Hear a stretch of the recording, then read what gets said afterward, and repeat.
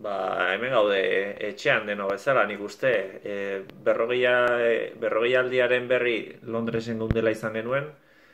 Bertan onden entrenatzen, Europako txapelketa prestatzen, baina egoera ikusita pentsatu genuen nahita ezkoa zela etxera bueltatzea eta hemen geratzea ez gure gertukoekin.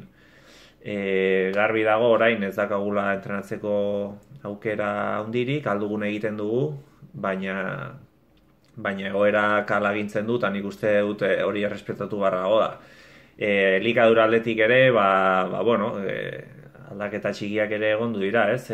Gutxiago entrenatuta, horrek eskatzen du, gutxiago jatea edo gutxienez hobe neurtzea ez jaten duguna, eta alde hortatik ere aldaketa nabaritu dugu, hala ere, sano jateakin nik uste dut nahiko izango dela, eta nik uste dut ez dugula arazorik eukiko alderdi hortatik.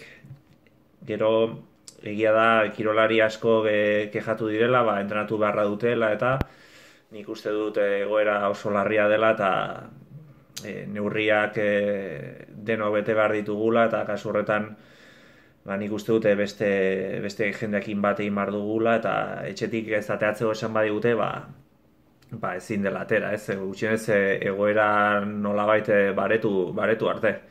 Eta joko olimpikoen arira ez dakigu. Ez dakigu egingo diren ala ez, ematen du baiez, baina ez dakigu noiz.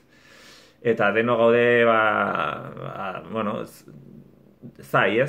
berrien zai, egoera aldatuko den zai, baina esan bezala, egoera larria da, eta nik uste dute orain etxean egoteko momentua dela gauzak hobera egin arte.